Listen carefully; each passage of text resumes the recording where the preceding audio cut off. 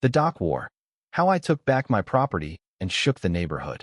It was a humid July morning when I strolled down to my private dock, expecting nothing more than the gentle lap of Lakeview's waters and maybe a fish or two nibbling at my line. Instead, I found a shirtless man sprawled in a folding chair, frying bacon on a camp stove he'd strapped to my wooden railing. His cooler, labeled Lake King, sat proudly beside a tacky rug that read, "Home is where the waves break."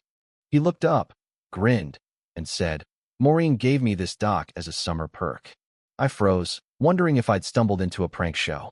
This wasn't just trespassing, it was a declaration of war, and Maureen, my HOA president neighbor, had just fired the first shot. I'm David, a 52-year-old marine transport specialist who built this dock with my permits and sweat. My lakefront property in suburban Ohio was my sanctuary, a place to unwind after hauling boats across state lines. Maureen, however, was the queen of overreach, a woman who'd once fined a neighbor for planting unauthorized tulips. Her uncle, Frank, now lounging on my dock like a retired pirate, was her latest weapon in a campaign to control our little lakeside community. I asked Frank if he was lost. He squinted, pointed to Maureen's house next door, and said, "Maureen told me this dock's community property now. I'm welcome anytime." His bacon popped in the pan, and he offered me a strip, as if I were a guest on his dock. I laughed a sharp, disbelieving bark because the audacity was almost cartoonish. Frank had nailed his chair to my planks, hung a battery-powered fan, and strung fairy lights from the pergola.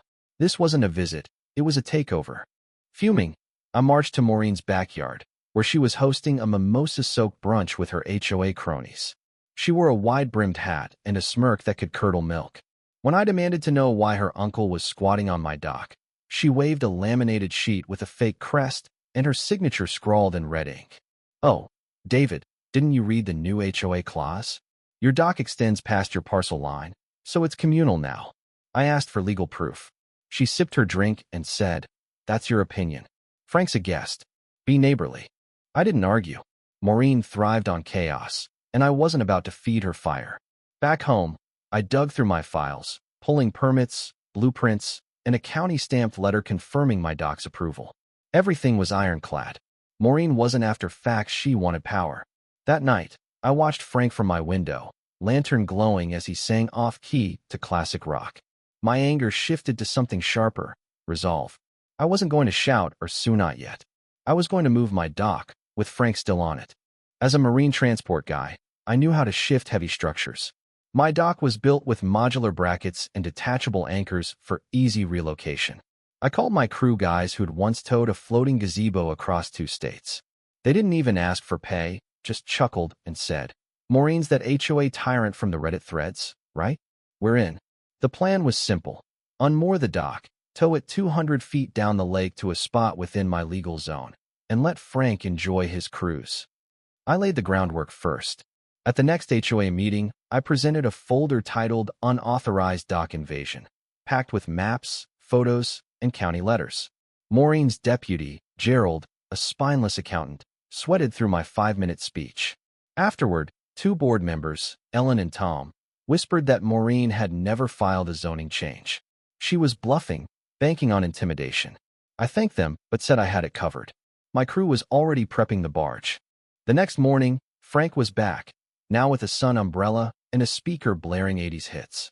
He waved to a passing kayaker, offering a beer, utterly clueless. My crew moved in, disguised as fishermen, with cables ready and anchors pre-loosened. At 10 a.m., we started the pull slow, silent, natural. The dock groaned softly, drifting 12 feet from shore.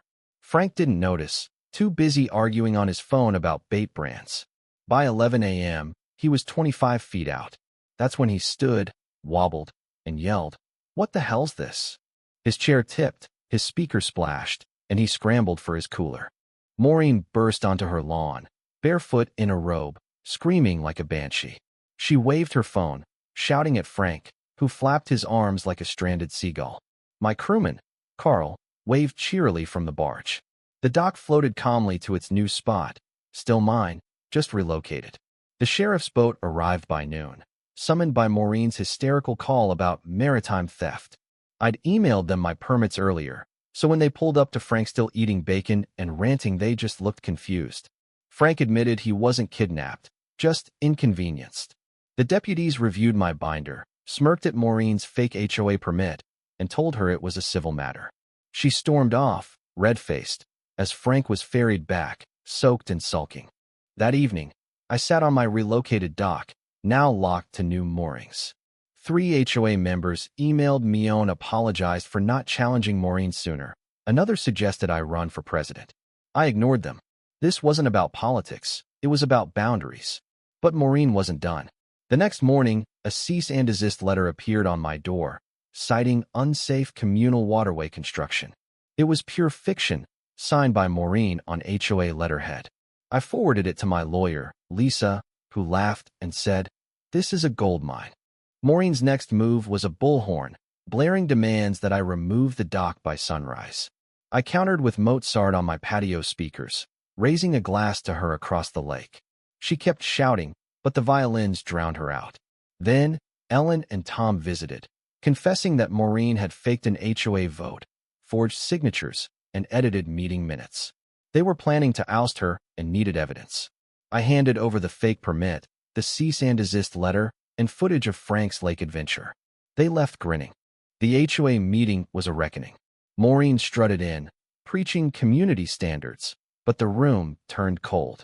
Ellen presented proof of her forged documents. Tom exposed her fake minutes, and even Gerald, the yes man, admitted she'd gone too far.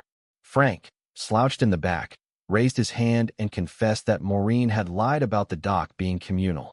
The board voted 9-1 to remove her as president, with her vote the lone holdout. She stormed out, speechless for once. A week later, Maureen filed a small claims suit through Frank, claiming emotional distress and unauthorized transport. Lisa, my lawyer, called it a farce. In court, she presented videos of Frank lounging happily mid-lake, his sheriff chat admitting no coercion, and my airtight permits. The judge laughed when Lisa showed Frank offering beer to kayakers while singing.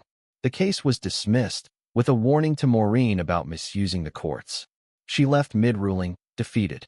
Maureen sold her house and moved 2 towns over, already clashing with a new HOA about fence heights. Frank vanished quietly, his RV gone one morning. The neighborhood exhaled. Ellen, now president, introduced transparent bylaws, and the lake became a place of barbecues, not battles.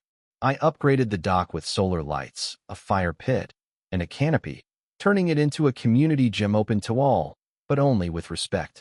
Kids fished off it, couples picnicked, and kayakers snapped photos, calling it Liberty Dock.